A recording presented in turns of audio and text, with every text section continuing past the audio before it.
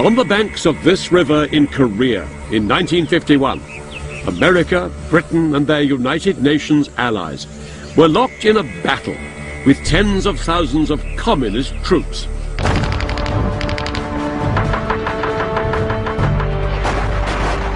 What moved the Allies to cross the world to fight here in Korea, only 5 years after the bloodshed of the Second World War, was their drive to stop communism spreading further.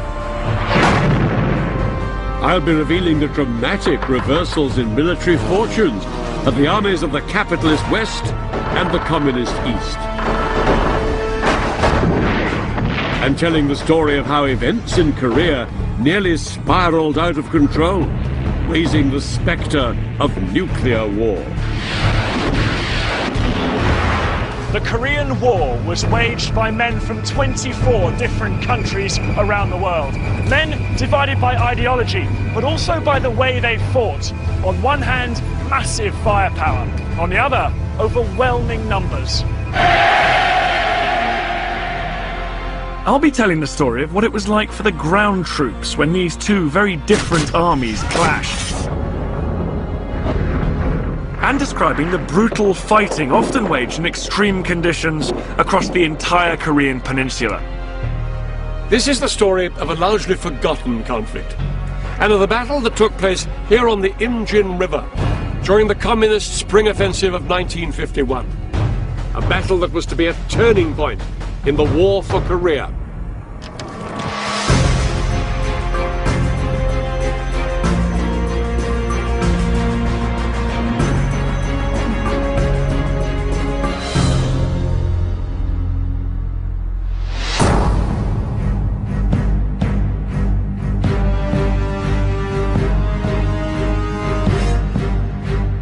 I'm on a journey to perhaps the world's strangest border, the border between North and South Korea.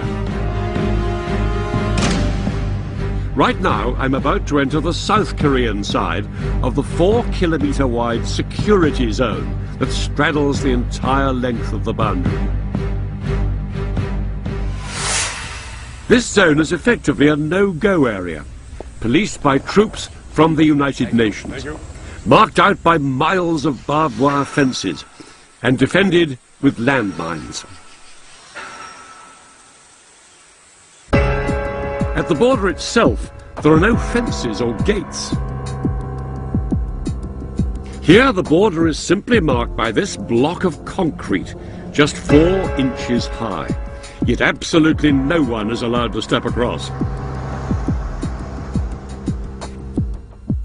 Guarding the border on the south side stand the soldiers of the South Korean Army.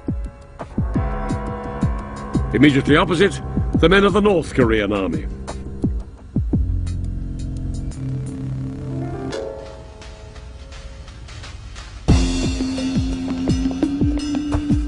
The only place along the entire border that the two sides are in direct communication is on this spot, where a few huts literally straddle the border.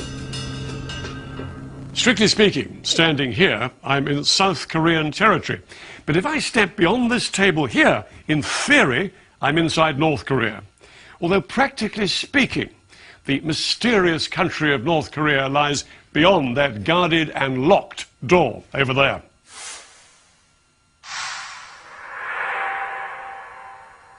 So, how come such a bizarre situation exists here? Well, the fact is that North and South Korea are still officially at war, and have been for more than half a century.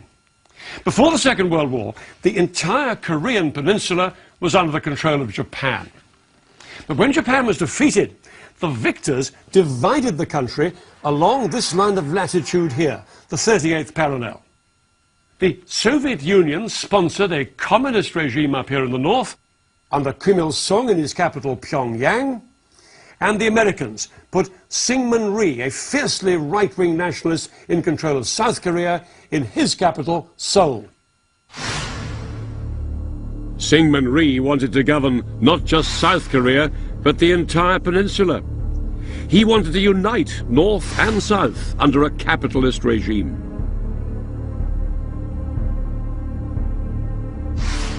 In the north, His opposite number and bitter enemy, Kim Il-sung, also wanted to unify the Korean peninsula, but under the banner of communism. Each man had his dream of unifying Korea under his rule, but neither of them did very much about it. Until just after 4 a.m. on the 25th of June 1950, when, without any warning, North Korea invaded the South. Within hours, 130,000 men of the North Korean army were pouring across the border. The North Korean army caught the South Koreans utterly unprepared. The South Koreans could barely muster a fighting force.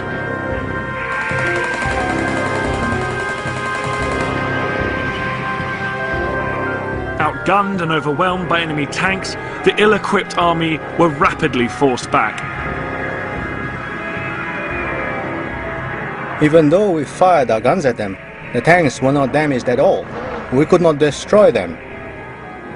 We were in a panic. We couldn't resist the enemy. It was terrifying. In just 48 hours, the communist soldiers were poised to attack the South Korean capital, Seoul.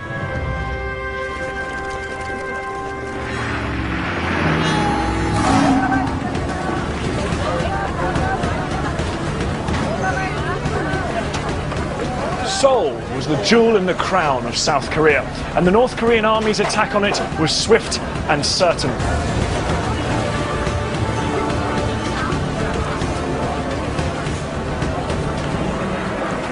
The communists burst through these narrow streets, meeting little resistance as they took control.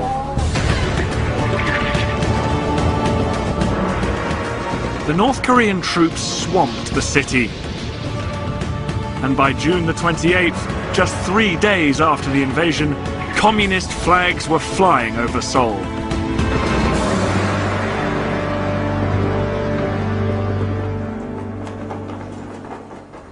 But the North Koreans didn't stop here in Seoul. They pushed on southwards, aiming to take the whole peninsula in the name of communism.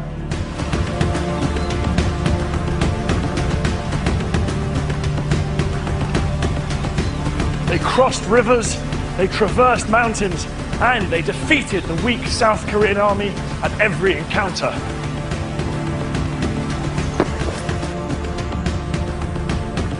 For the North Koreans, it was beginning to look like a walkover.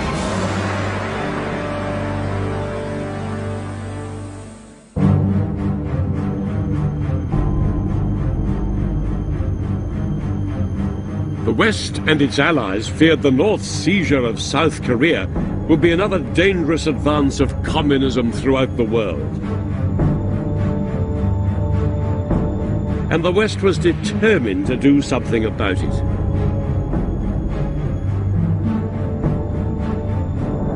The Americans took the lead in persuading the United Nations to go to the defense of South Korea.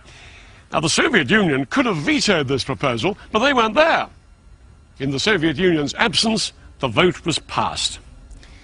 For the first time, the United Nations was going to war. 21 nations from around the world, including Britain, would send men and equipment to Korea.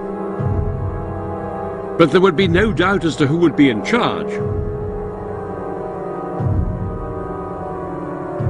America, by far the biggest single force, was in command. The fighting in Korea was no longer a small skirmish in a far-flung country. It had dragged in a superpower. Within days, Allied troops began to flood into South Korea.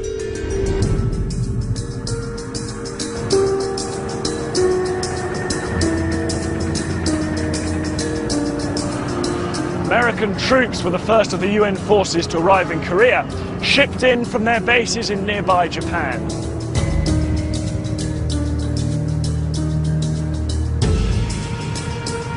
And they entered here, through Korea's southernmost port, Busan.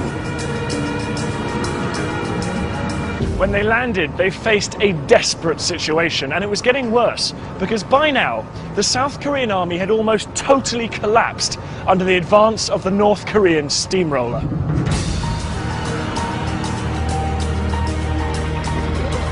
But the American troops were virtually powerless to improve matters, because these were not the same battle-hardened, well-equipped men that had been victorious in the Second World War. We had equipment left over from World War II, most of which had been in a warehouse someplace, and it was from unserviceable to non-existent. We were in a very poor shape for everything. We were not ready to fight a war. That's the long and the short of it.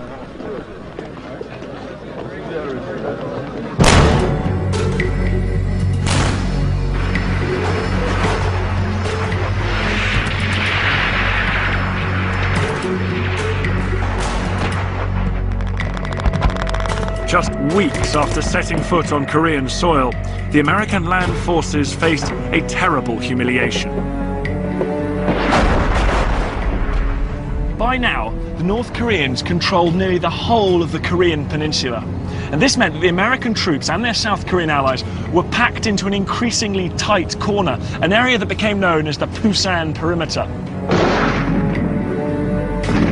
This was a tiny pocket of land, just 50 miles by 50 miles around the port of Pusan in the southernmost tip of the peninsula. Everywhere else was in North Korean hands. The United Nations forces were surrounded and in danger of being pushed out of Korea altogether.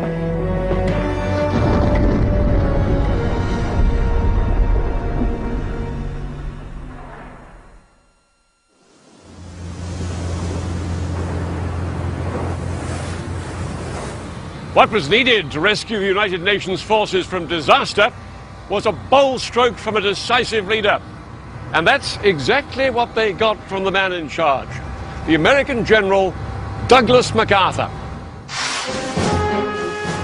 MacArthur was one of those commanders who was larger than life. He was America's most decorated officer in the First World War, and he relished the fame he'd won, leading the defeat of Japan in the Second World War. Now the Korean War gave the aging general a chance of yet another triumph. MacArthur knew that if he was to push Kim Il-sung's Communist Army back into North Korea, he'd have to come up with a much more ambitious strategy than simply battling it out on the Pusan Perimeter. In World War II, MacArthur's greatest victories had been achieved through amphibious landings, sending troops in by sea to attack behind enemy lines. Such landings carried grave risks, but MacArthur was convinced he had mastered the technique. MacArthur now proposed to use the same strategy in Korea, with a bold attempt to take the pressure off his forces trapped in this chokehold in the southeast of the peninsula. He would deliver an amphibious hammer blow, not down here around Pusan, but 150 miles behind enemy lines to the northwest, at the port city of Incheon. If he could seize Incheon, his troops could move on to Seoul, a mere 20 miles inland, cut the North Koreans off from behind, and force them to fight on two fronts, here and here. The North Koreans would be surrounded and crushed. But a landing at Incheon would be a high-risk exercise. The harbour city was placed at the end of a treacherous passage called Flying Fish Channel, where the tide raced in and out twice a day. When the tide fell by as much as 11 meters or 36 feet, vast mudflats were exposed, making an approach impossible. Even when the tide was in, the city was protected by high sea walls and a fortified island at the mouth of the harbour named Wolmi-do. MacArthur's plan, codenamed Operation Chromite, was to assemble a vast naval force carrying 70,000 US troops who would brave the dangerous tides of Incheon harbour and land on the beaches. the Marines would first have to take the key beach at Wilmedow, codenamed Green Beach, which was only possible during the short window when the tide was high. Once the enemy had been silenced on Wilmedow, the rest of the landing force would have to wait a whole 12 hours for the tide to rise again before they could assault Red Beach to the north of Inchon and Blue Beach to the south.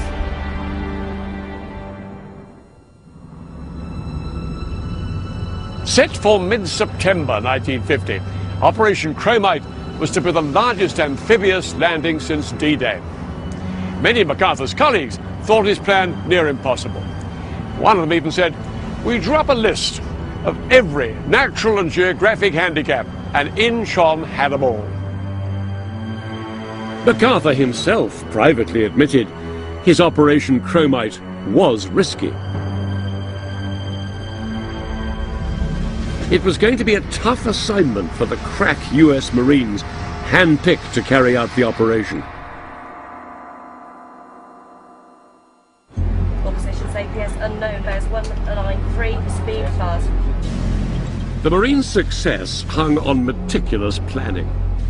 But when I went to visit the British Royal Marines aboard HMS Albion, I found out just how many factors can throw the best plan off course. There's the weather, there's the tide that has an impact, the sea state. Of course, the Americans at Inchon had real problems with the tides, very high tides, just a 12-hour gap between them. How important is it to get the tides absolutely right? Well, if we get it wrong, then we're going to end up either getting caught on sandbars offshore and you're at the mercy of enemy fire. Absolutely. And if the tide is too high, then of course you may be actually slamming into the sea wall, equally difficult to get people off. So timing is absolutely crucial. Now, when your landing craft are underway and you're on that landing craft with all your guys, how critical to you is the covering fire that's coming down on the enemy as you go into the beach? Absolutely fundamental. And that's why all our destroyers and our frigates have big guns on the front. That's what they're for, is to buy us that time to get ashore. But this will be a matter of supreme concern for the lads that are now on the landing craft and steaming into the beach. Not directly involved. I shall remain clear of the salt reefs on sea. And what's it like being on a landing craft on your way into a beach? There will be guys that are utterly disorientated. They won't have a clue if they're in exactly the right position, what they're going to see when they get off the landing craft. Given with that, some will have been sick, some will be dizzy, some will be confused. And frightened? Oh, hugely frightened. One of the crew of the landing craft, who's working up on deck, will be shouting 500 metres to go, 400 metres to go, and then counting them down. And of course they get to 100 metres to go, they all stand up, the doors get pushed open, and then they're just stood there waiting for the ramp to drop. Hit the beach, ramp goes down, and then they're off. The US Marines waiting off the coast of Inchon were about to go through exactly the same experience as 0 hour for the amphibious landing drew near. At around 6 a.m. on the 15th of September, the actual landing part of the operation swung into action, under the cover of Allied naval gunfire. 6 British and American destroyers had already steamed in to within a mile of the city, and anchored so that their guns could fire at point-blank range on Wilmedow and the entire Inchon area. For 2 days, Inchon had been bombed by aircraft dropping napalm on the North Korean defenses and pounded by warships.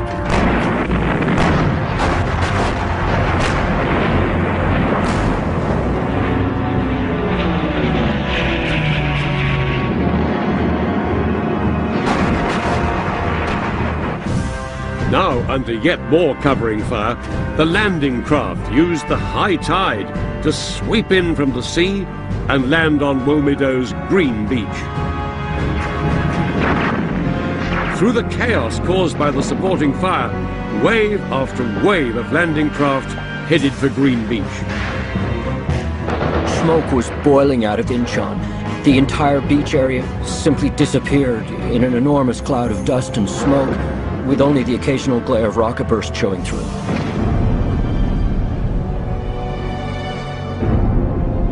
It was just awesome.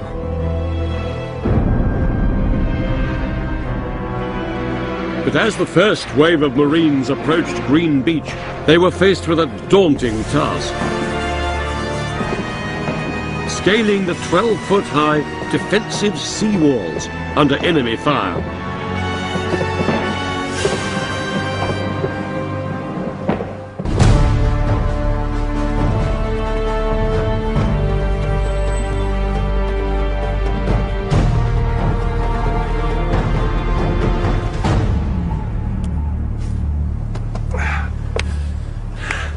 Well, this is Green Beach on Walmedo today.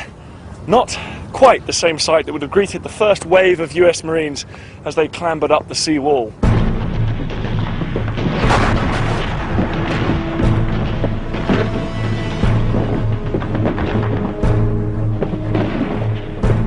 With the second wave of Marines just 4 minutes behind, they quickly advanced inland, the landscape blackened and blasted by the covering fire.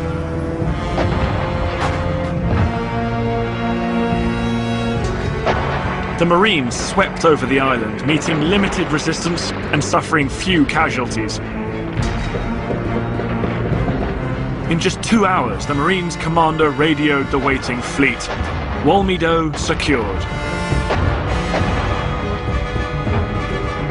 Phase 1 of their mission had been accomplished.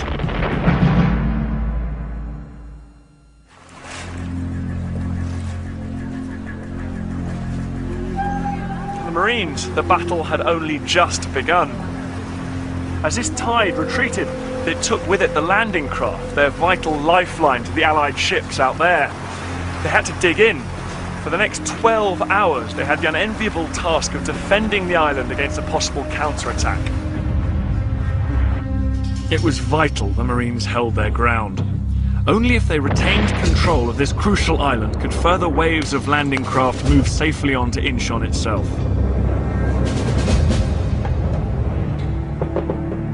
They waited hour after hour for the tide to turn, waiting to defend against any North Korean counterattack. But the big attack never came. Only at 5:30 did the tide come back in, and conditions were again favourable for the next phase of the American landings further up the channel. Red Beach fell to the Marines with little resistance. But there was still one more beach to capture.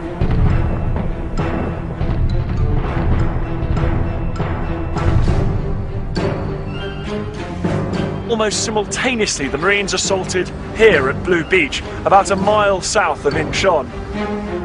But things on Blue Beach didn't go quite as smoothly.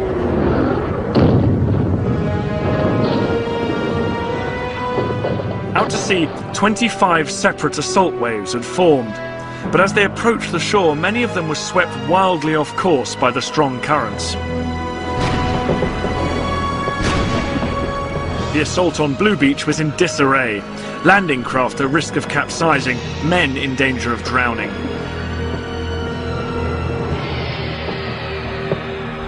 Those who did make it through found the beach choked with smoke from the earlier naval bombardment.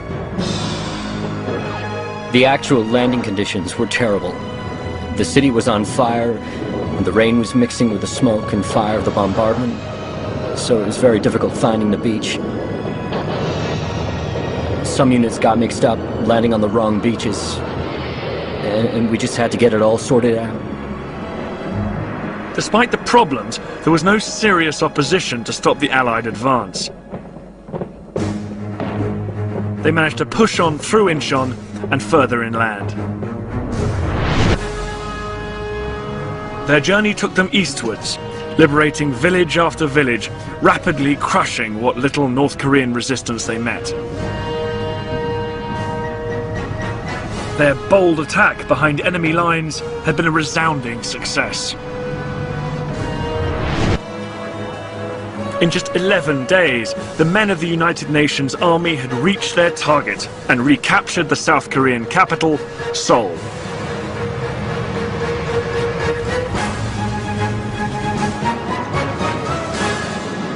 The war in Korea was taking a whole new turn.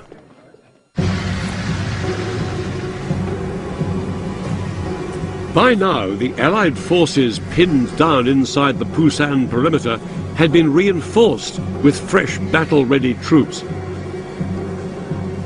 They broke out and thrust north to join those who'd recaptured Seoul.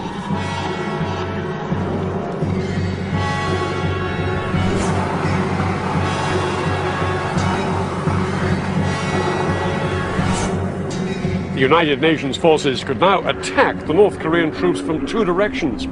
Kim Il-sung's army was effectively surrounded and quickly collapsed. Within just 2 weeks, the Allies had pushed the crumbling North Korean army back over the 38th parallel, back into North Korea. It was an incredible turnaround.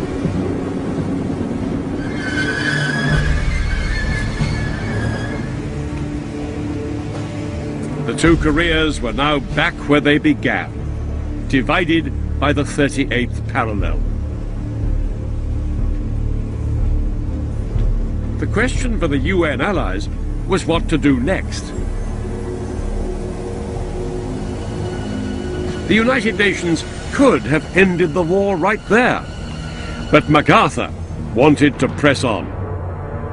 He didn't just want to kick communism out of South Korea, but crush it in North Korea as well.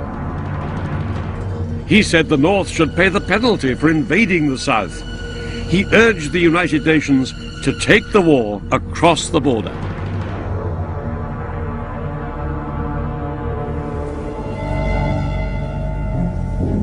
At the end of September 1950, MacArthur got his way. He was given the go-ahead to cross the 38th parallel and push into North Korea. The UN army were no longer repelling an invasion. They had themselves become the invaders.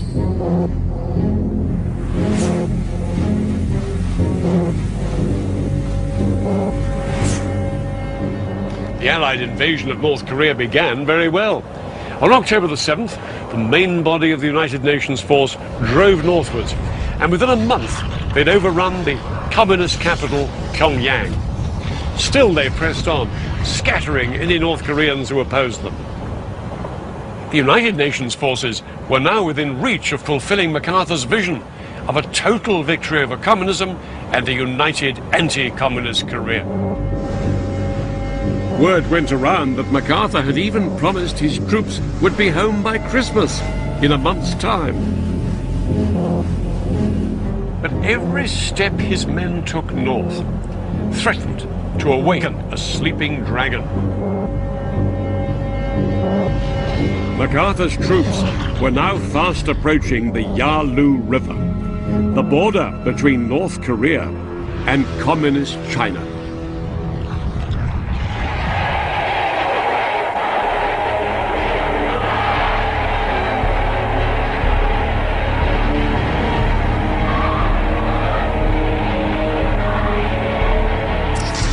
The Chinese leader, Mao Zedong, had been watching events in Korea. His new communist regime was only a year old and far from secure. Now the United Nations army was rapidly approaching his eastern border. As far as Mao was concerned, this was blatant imperialist aggression, and it had to be stopped. In September 1950, he ordered the Chinese People's Volunteer Army into North Korea. Led by Commander Peng Dehuai, their aim was to confront and crush the United Nations.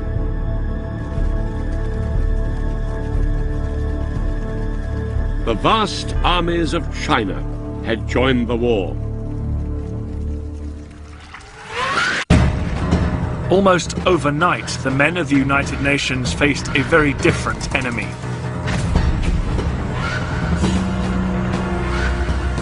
The Chinese were tough. They were battle-hardened veterans of years of civil war, expert in close-quarters fighting and used to the rugged terrain. What really set them apart as a fighting force is that they were highly politicized. Each man had to sign a pledge of commitment to the cause, and each unit had to swear an oath to destroy imperialism. They warned us if we didn't wipe out the enemy in Korea now, One day they would come back to China and we would lose everything. We swore to triumph in the communist cause and protect everything the revolution had won for us. We weren't ever going to be oppressed by imperialists again.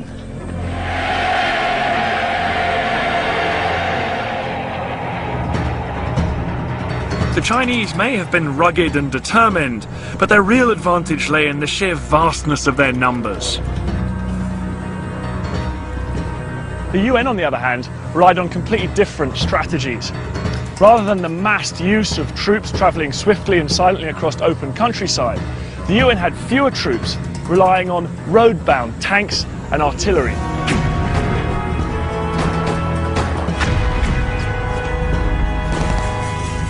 Artillery was the key weapon that would form the bedrock of the Allied battle plan.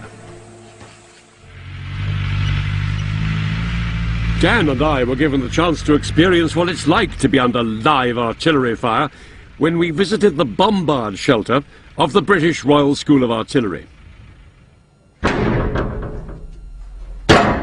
converge, a PD, a 2 rounds. At my command, a 1 round fire for effect. A 3 on the 5. 1's a fire over.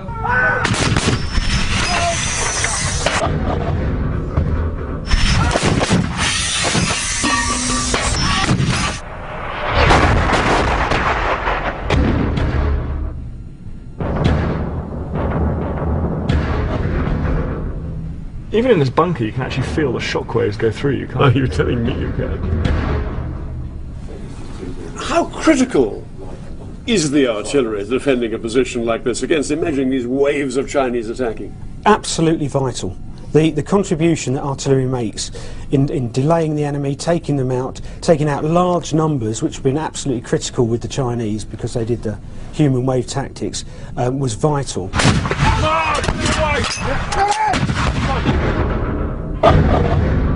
Lethal effect would probably be about 150 metres in a circle, taking people out, that would be killing them, and then the actual damage will go out to about 200 or 300 metres. Extraordinary, isn't it? And that effect would be continuous, day or night, all weathers, 24 hours a day, that's what you would receive. The effect on an enemy out there is absolutely devastating.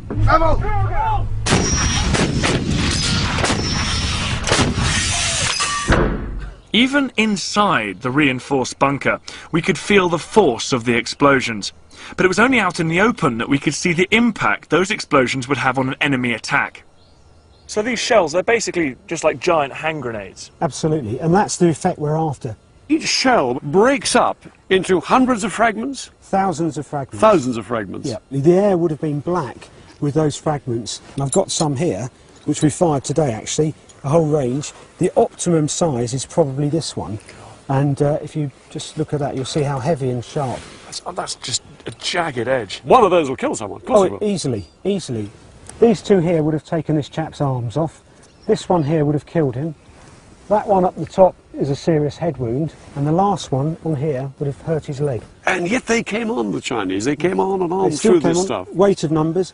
But as they're coming forward, you know, they're encountering their comrades, wounded, injured, screaming. Do they keep going? Do they help them out? What do they do? The whole time we're just sapping the momentum out of this attack.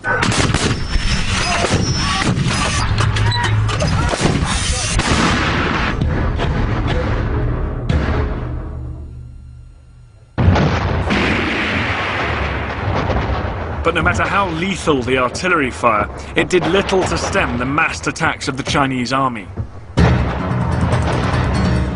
We swarmed into action like ants.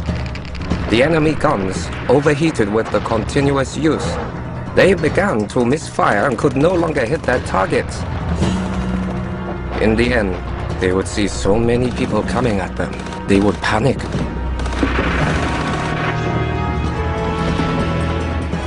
One after another, United Nations positions were simply overwhelmed by wave after wave of Chinese infantry.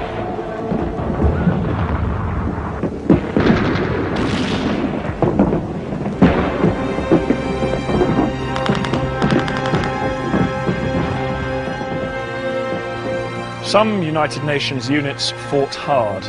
Others fell back in disarray. Generally, morale collapsed, and to make matters worse, The bitter Korean winter was setting in. By late November 1950, with the temperature well below 0 degrees, men of both sides were fighting at the limit of human endurance.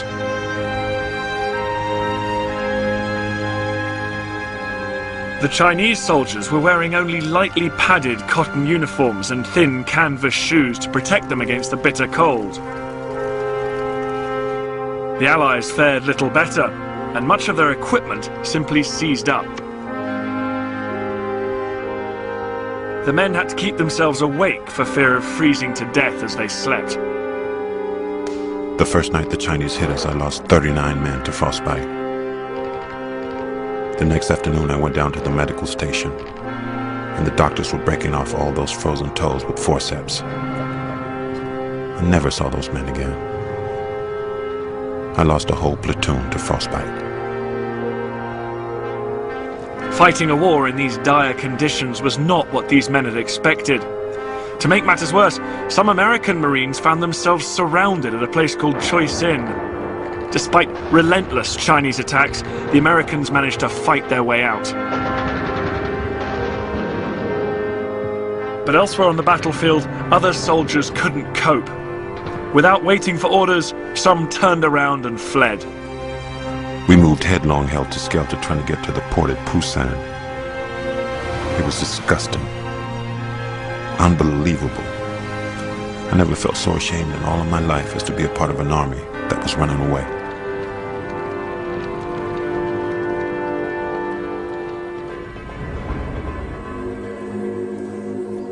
Allied defences were crumbling across practically the entire front line.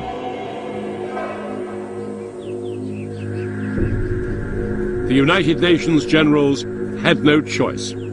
They ordered a full-scale withdrawal. It was the largest military withdrawal in US history. As the Chinese drove south, the United Nations Army folded in front of them. And by January 1951, the Americans and their allies had been thrown back south of Seoul. Once again, the South Korean capital was in the hands of the communists. But this proved a step too far. Because the Chinese had moved so far south, their supply lines were now severely strained. And the tide turned yet again. The UN Army once more began to push north. Over the first weeks of 1951, the Allies clawed their way back to a line just north of Seoul, but just south of the old border. After 7 months of seesawing, advance and withdrawal, once more the two sides were practically back to where they'd been when the war began.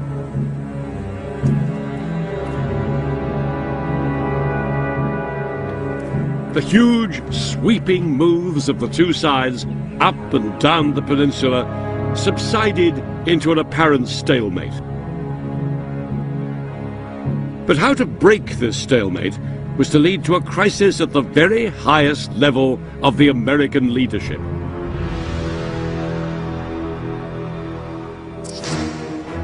The American president, Harry Truman, did not want to do anything to escalate the war in Korea. But General MacArthur still demanded total victory over his communist enemy. MacArthur believed his president's policy was too timid, and he was going to say so loud and clear.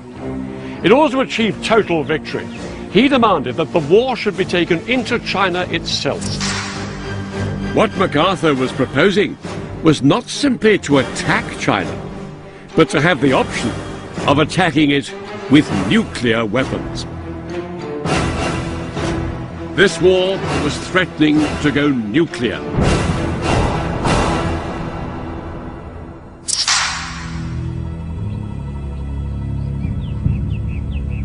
With MacArthur now publicly challenging Washington policy, President Truman had to make a decision, and he made a brave one.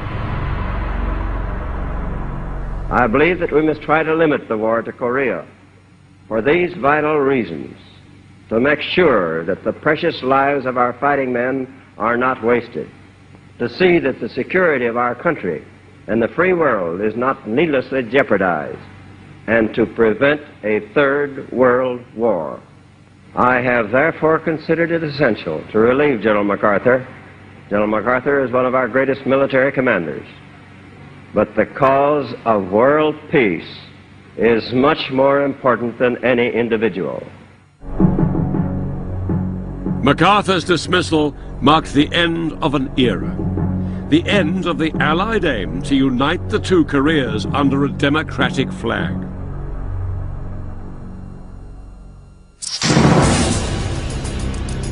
MacArthur's job went to General Matthew Ridgway, a man both liked and respected by his ground troops, and a man who accepted the idea of a divided Korea.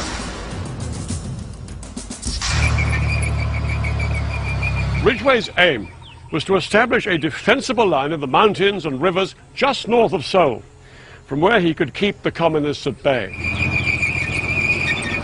But the Chinese commander, Peng Dehuai, had an entirely different plan. He wanted to demolish the Allied forces and throw them out of Korea once and for all. Unknown to the mainly British and American soldiers who were starting to dig in, China's vast armies were preparing to launch a massive attack, their spring offensive.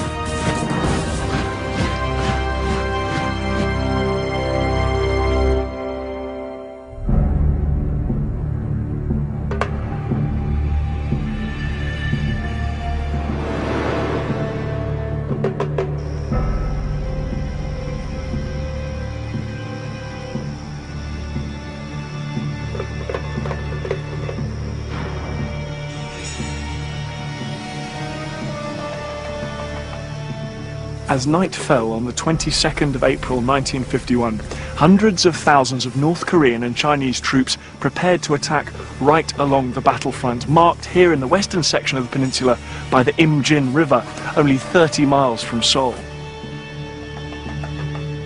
These Chinese troops were masters of infiltration and concealment. Morale was high.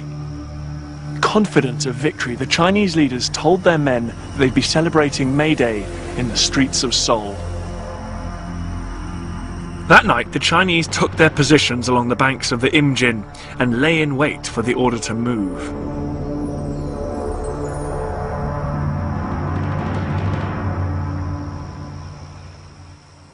The Chinese commander, Peng Dehuai's plan was for a huge coordinated attack, practically from coast to coast.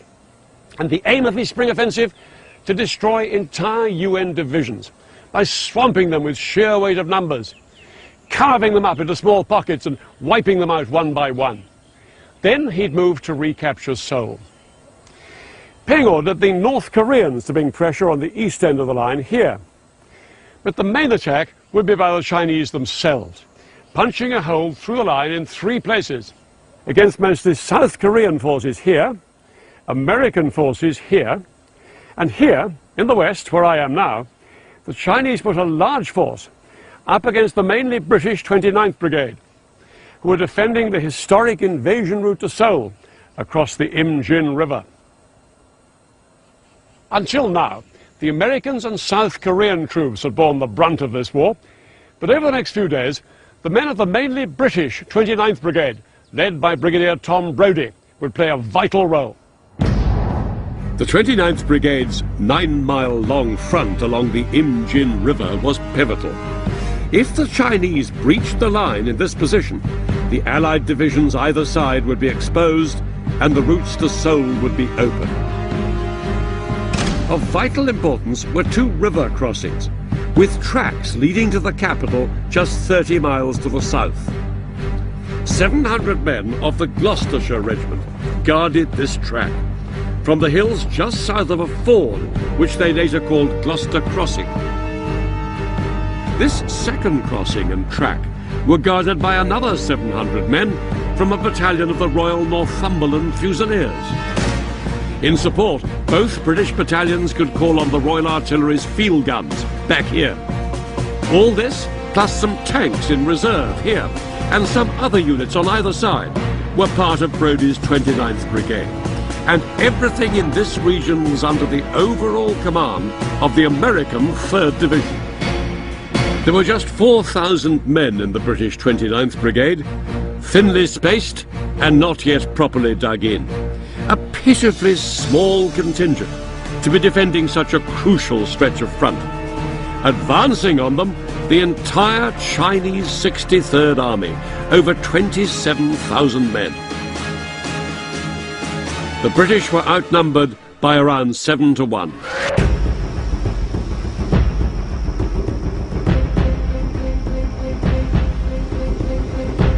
10 p.m. on the 22nd of April, the first Chinese troops started to wade across this shallow section of water here.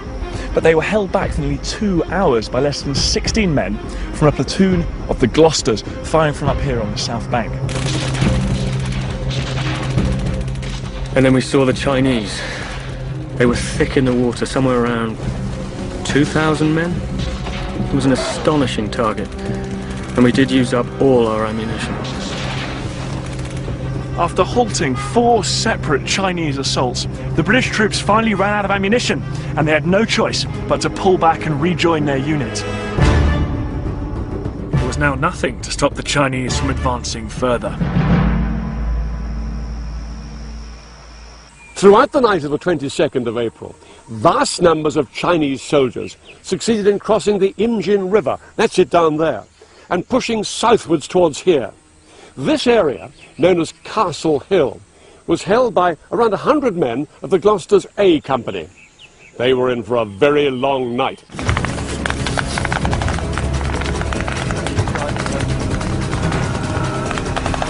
For 6 hours under bright moonlight and under the glare of parachute flares, A Company fought a ferocious close-quarters battle for control of this hill.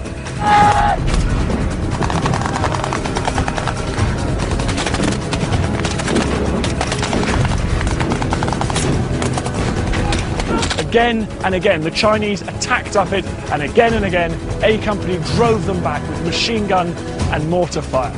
All the time, they received vital help from their artillery just over 5 miles away to the rear.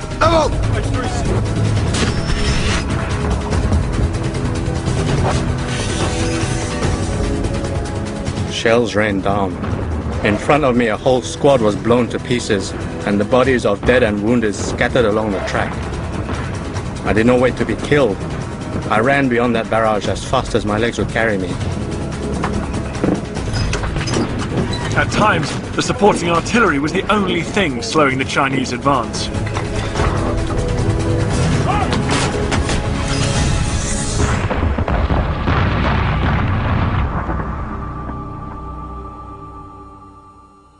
At first light, on the 23rd of April, things were looking decidedly bleak for the whole 29th Brigade. In fact, it was looking grim right away along the whole Allied line. Some 30 miles over there to the east, a South Korean division collapsed under the Chinese pressure. And American and Commonwealth troops were desperately trying to plug the gap. It made it all the more vital that the British 29th Brigade held on here at all costs. The Northumberland Fusiliers, guarding the easterly track down from the river, had found their forward positions threatened. The Chinese had begun to gain the high ground here, and the Fusiliers were being pushed back. The line was weakening, and the Chinese were infiltrating the gaps between the British positions. As for the Gloucesters, 5 miles to the west, their A Company were unable to hold out any longer on Castle Hill. There was no other option for the soldiers here, reduced to just 1 officer and fewer than 60 men, but to pull back and join the rest of the battalion further south. Relying completely on supporting artillery fire, they managed to retreat to a hill that became known as Gloucester Hill. By dawn on the next day, the 24th of April, the entire battalion, reduced to around 400 men, were all defending Gloucester Hill against around 10,000 Chinese soldiers. And they were practically surrounded. By now, the Gloucester's situation was so precarious that the 29th Brigade commander, Brigadier Brodie, sent in a column of tanks along this valley in an attempt to blast its way through them. But the lead tank was hit and it blocked the route, and the attempt to break through to the Gloucesters had to be abandoned.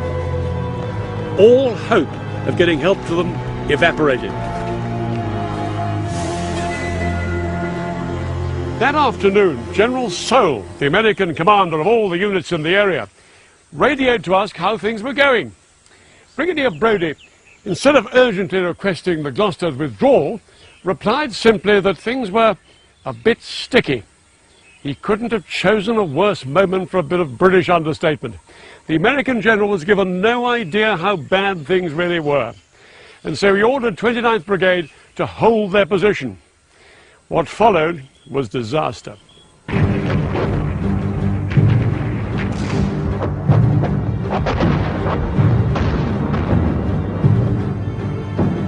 At 10 p.m, the Chinese struck.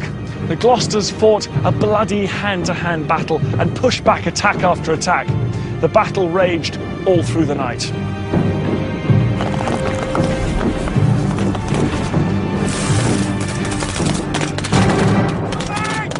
It was the beginning of the end for the Gloucesters.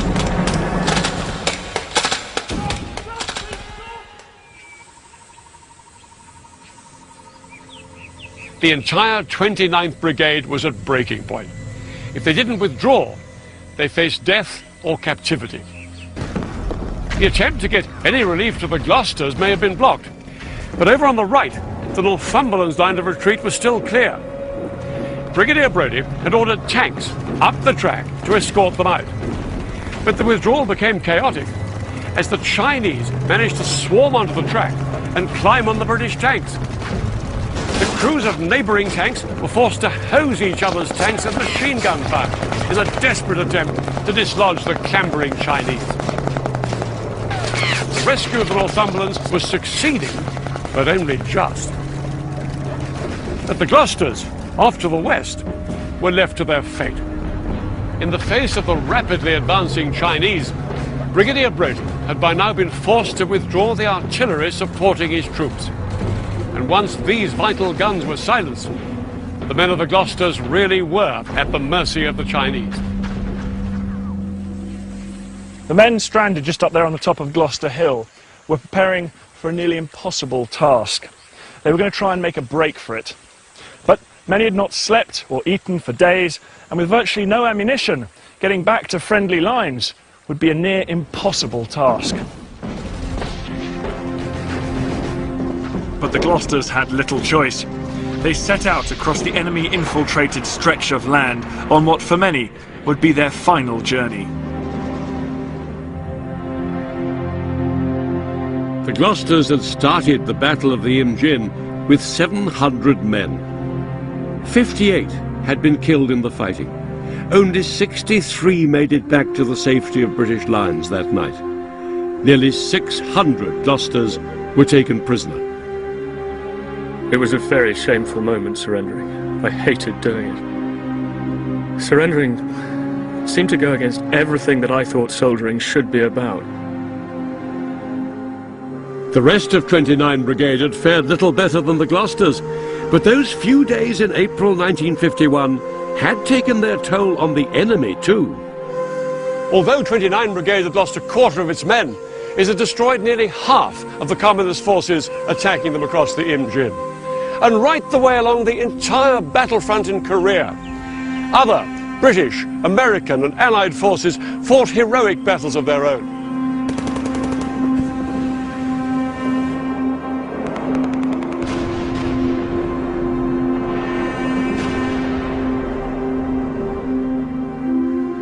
No one knows exactly how many the Chinese lost, but it was in the tens of thousands.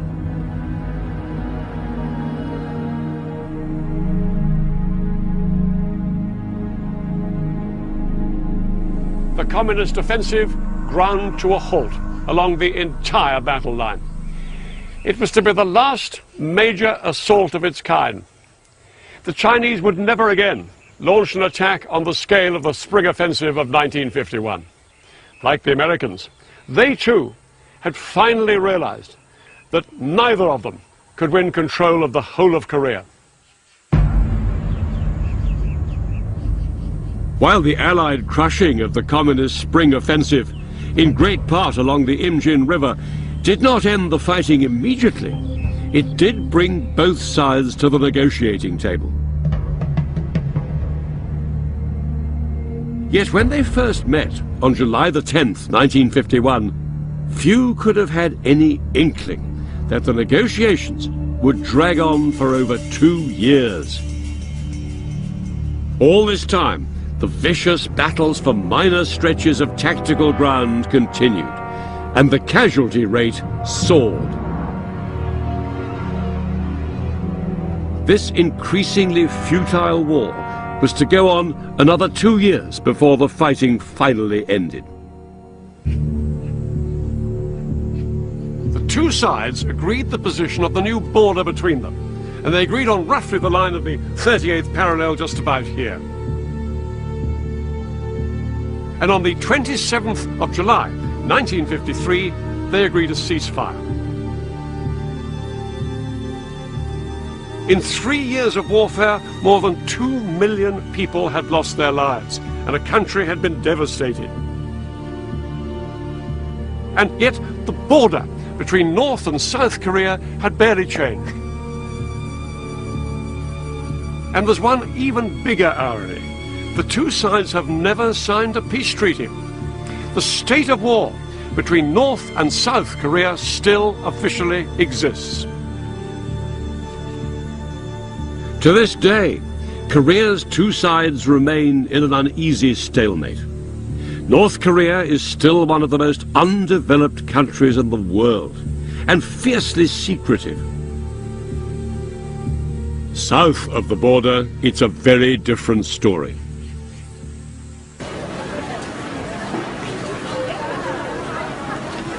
South Korea has developed into a vibrant and thriving democracy.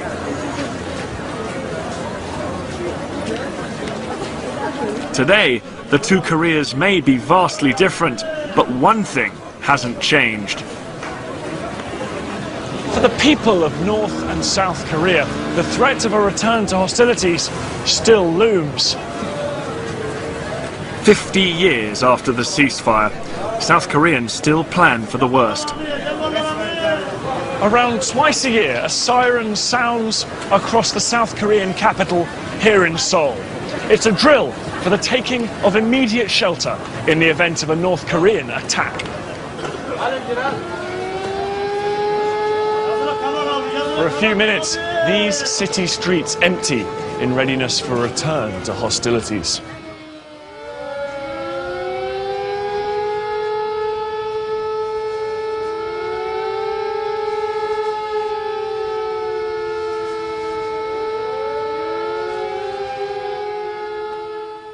There's an awful lot of very brave fights going on right the way along the line.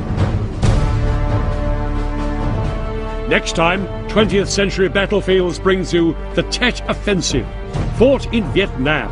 This massive communist assault was the turning point in the 20th century's longest war.